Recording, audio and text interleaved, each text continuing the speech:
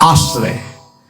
साधन को चाटने में देर नहीं लगती माया को, एक बार में ही चट कर जाए पूरा साधन।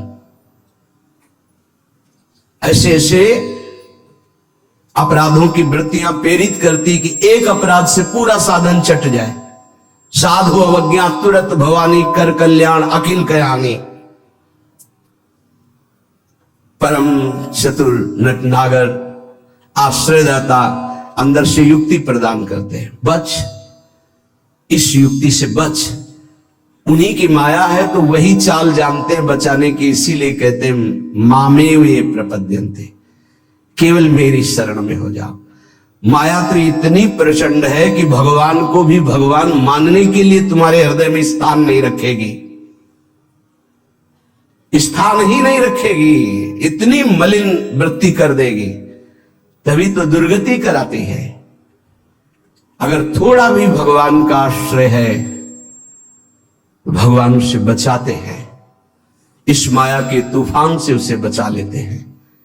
हृदय में पुनः वृत्ति जांच कीजिए इस बात की कि अपने आराध्य देव की जगह कोई वस्तु, व्यक्ति, स्थान तो नहीं ले रहा है, क्योंकि इसी आश्रय से आपको भगवत प्राप्ति होगी। हम प्रार्थना करते हैं, इस बात को देख लीजिए।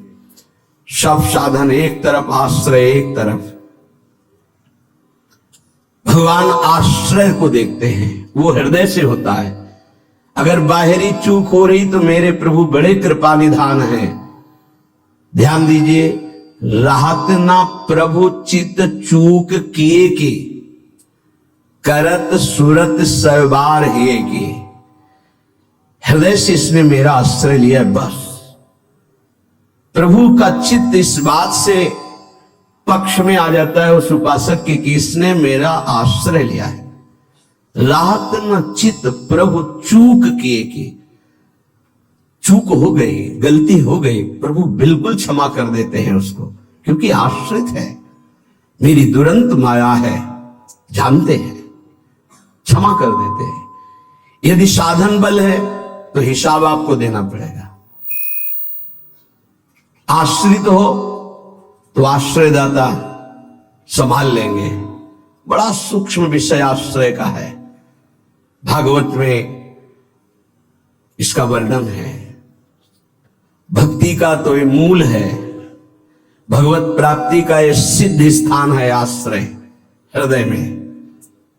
अवगुण करे समुद्र सम, गणत ना अपनो जान, ना गणत। अगर बड़े अपराध भी बन जाए तो मेरी स्वामिनी जो गणना ही नहीं करती, मानती ही नहीं। क्यों? मेरी चूक है, ये तो मेरे आश्रित है। आश्रित की चूक मेरी चूक, ऐसा हमारे आराध्य देव का स्वभाव है। मेरे शरणागत की चूक मेरी चूक। जय विजय ने रोक दिया, सनकादि ने श्राप दिया। प्रभु आए और कहा मेरे सेवकों के द्वारा किया हुआ अपराध मैं क्षमा चाहता हूं। मैं स्वयं मानता हूं कि मेरे द्वारा ही अपराध हुआ, क्योंकि सेवक का अपराध स्वामी का माना जाता है। मानो स्वामी ने ही अपराध किया। हृदय भर आता है प्रभु की इस आश्रयदाता वृत्ति पर। जय विजय से कहा तुम चिंता मत करो, तुम 3 बार अवतार लोगे, हम 4 बार लेंगे। भगवान ने 4 बार अवतार लिया। रावण कुंभकर्ण भगवान राम रूप से अवतरित हुए। हिरणाक्ष हिरण्यकश्यप भगवान नरसिंह वाराह रूप से प्रकट हुए। वाराह रूप से हिरणाक्ष को परमधाम, नरसिंह रूप से हिरण्यकश्यप को शिशुपाल दंतवत श्री कृष्णचंद्र जी के रूप में 4 अवतार ले। तुम चिंता मत कर। भगवत आश्रय गुरु कृपा का फल है। गुरुदेव कृपाल हुई, भगवत आश्रय दृढ़ हो गया। आश्रित मगन रहता है, अगला कदम कहां पड़ेगा उसको चिंता नहीं है, क्योंकि मेरे जीवन की डोर मेरे आश्रयदाता के हाथ में है। वो जिधर लगाम से खींचेंगे उधर ही इंद्रिय और बुद्धि ये सब उधर ही लग जाएंगे। नाथ आप देख लो, मैं आपकी शरण में हूं। बड़े बड़े महाभागवतों ने इसी आश्रय के बल पर मायावी नाना प्रकार के काम क्रोधात पर विजय प्राप्त की। ये बड़े मायावी, समझ में ही नहीं आता। अगर शत्रु शत्रु के रूप में आए तो समझ में आवे, लेकिन शत्रु परम मित्र के रूप में आ जाए तो समझना बड़ा मुश्किल होता है। शत्रु यदि रिश्ते नाते के रूप में आ जाए बड़ा कठिन होता है। तो मन बुद्धि का संबंध बहुत समय से देहाभिमान में है। देहाभिमान में ही ये सब छुपे हुए विकार बैठे हैं, पता नहीं चलता। ऐसा लगता है हम निर्विकार हो गए, पर विकार छुपे हुए सूक्ष्म रूप से रहते, अवसर आने पर प्रबल हो जाते हैं। इसलिए उपासक आश्रय। देवर्षि नारद को प्रचंड माया का भगवान से प्रेरित होकर आक्रमण करना, मोहित हो जाना, बिल्कुल तन्मय हो जाना, पूरा प्रसंग में ध्यान से सूक्ष्मता से देखिए। वो कह रहे इस समय कोई साधन भजन नहीं होगा, बस मुझे ब्याह करना है। लेकिन उस समय भी आश्रयदाता की स्मृति नहीं गई। ये आश्रय जोर का होता है। विचार किया कि मेरा हितैषी कौन? बोले हरि। ये महाभागवत की स्थिति को बार बार प्रणाम है कि ऐसी प्रचंड माया के बीच में भी आश्रय नहीं भूले और एकांत होकर पुकारा, प्रभु पधारिए, हरिए सामने। कहा नाथ हृदय से प्रार्थना करता हूं, जे ही विधि होए नाथ हित मोरा, करो शुभेगी दास में पूरा। बलिहारी है। ऐसी प्रचंड मलिन माया के आक्रमण में भी अपने स्वामी को नहीं भूले, आश्रय हृदय में बहुत जोर का। तो स्वामी ने कहा जे विधि हुई है परम हित। तुम हित की बात कहते हो? नारद, मैं अपने भक्त को कभी पतन के मार्ग में नहीं जाने देता, चाहे जितना उसका उपहास कराना पड़े, विरोध कराना पड़े, मैं ये सब सह लूंगा कि मेरे भक्त का उपहास हो रहा है, निंदा हो रही है, अपमान हो रहा है, पर मैं उसे पतन के गर्त में नहीं जाने देता। जाओ, जे विधि हुई है परम हित नारद सुनो तुम्हारा परम हित जिसमें होगा वही मैं करूंगा। और वही किया प्रभु ने, परम हित कर दिया। इसलिए आश्रय, आश्रित को किसी भी तरह से कोई भी परास्त नहीं कर सकता। खास बातें हैं।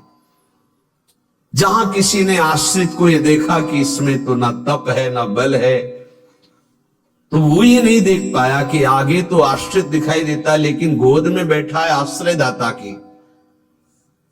5 वर्ष के प्रहलाद जी का चमत्कार कोई साधन भजन नहीं था।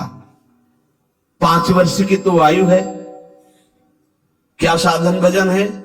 गुरुदेव देवर्षि नारद ने आश्रय पुष्ट करा दिया गर्भ से ही। इतना जोर का आश्रय है कि इतनी भयावह परिस्थितियां आने पर भी मन डगमगाया नहीं। मेरे हरि है ना, मेरे हरि हैं, मैं उनकी गोद में हूं, वो कण कण में है। क्या दिव्य आश्रय! इसीलिए सारी दिव्यता प्रहलाद जी के जीवन में पाई गई। गुरुदेव नारद जी से पहले उनका स्मरण होता प्रहलाद, फिर नारद। प्रहलाद नारद पराशर पुंडरीक व्यासंबरी सुख सौनक भीष्मदाल ध्यान। सबसे पहले भक्तराज प्रहलाद जी का नाम, क्योंकि 5 वर्ष की अवस्था में निष्काम धर्म की चरम सीमा में आश्रय की भारी स्थिति में प्रहलाद जी को पाया गया। ध्रुव जी भी महाभागवत हैं, पर पहला नाम नहीं लिया गया क्योंकि उन्होंने अटल पदवी की आकांक्षा की।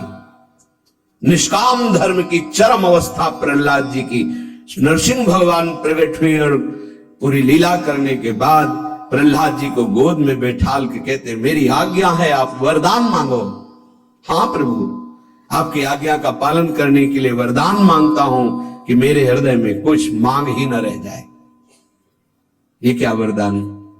मेरे हृदय में कुछ मांग ही न, आपको पाने के बाद अब क्या मांगू, क्या पाऊं? आश्रय, दृढ़ आश्रय, ये देहाभिमानी की समझ में नहीं आएगा। भगवद आश्रय, हृदय से आर्त भाव से जितनी दिव्यता वो सब आश्रय में विराजमान रहती है।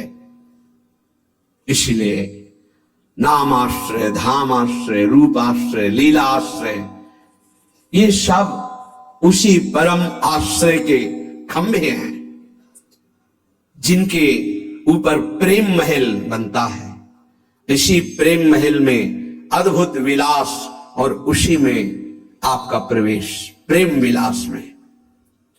नाम रूप लीला धाम ये महल के खंभे हैं, प्रेम महल के। और आश्रय, दृढ़ आश्रय आराध्य देव का। कैसा दृढ़ आश्रय? यह जोरी अविचल वृंदावन, नाहिन आन सुकाज,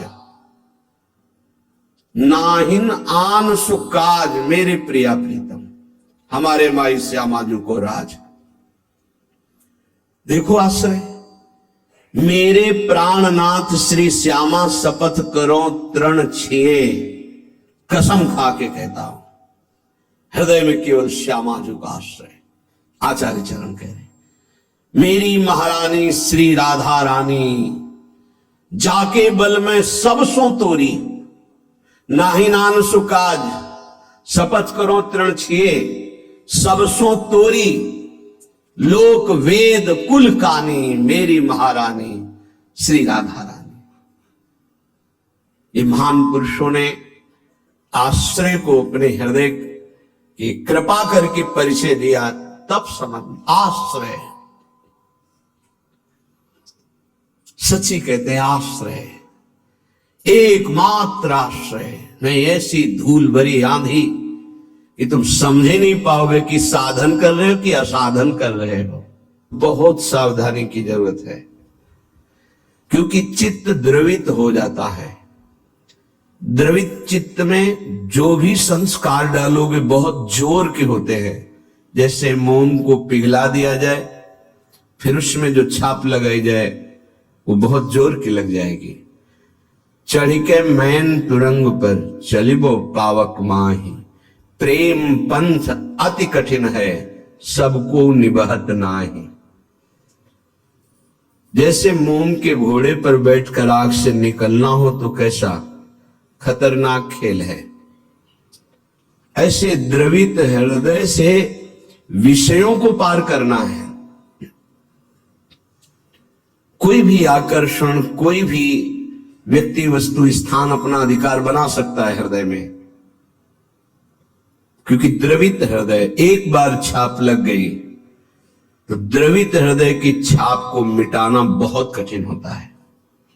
इसीलिए उपासक को जब वो असावधान होकर विषय में फंस जाता है तो बहुत ही आसक्त चित्त पाया जाता है, क्योंकि वो निर्मल द्रवित हृदय का सीधे हृदय से प्यार करता है, वस्तु से, व्यक्ति से, स्थान से। नहीं तो हिरन कोई प्यार की वस्तु जिस प्रेम के कारण अपनी रानियों का, पुत्रों का, राज्य का, समाज का त्याग कर दिया, उस प्रेम के आगे हिरन क्या चीज था। पर द्रवित हृदय, छाप लग गई, अगला जन्म हिरन का हुआ। द्रवित हृदय उपासक का होने लगता है। मलिन हृदय की छाप तो मिटाई जा सकती है, ये सूक्ष्म विषय है। विषयों में खेल रहा है, कोई भगवान से मतलब नहीं, तो जब जगेगा तो उसका हृदय साफ किया जा सकता है। जब ज्ञान होगा, उसको सत्संग मिलेगा तो सुधार बड़ी तीव्रता से हो जाएगा, यदि कुसंग ना हो तो। लेकिन यदि उपासक का हृदय आसक्त हो जाए तो बहुत ही उसमें विचित्रता पाई जाती है। जैसे द्रवित हृदय किसी रूप में फंस जाए, शरीर में फंस जाए, वस्तु में फंस जाए, उसकी एक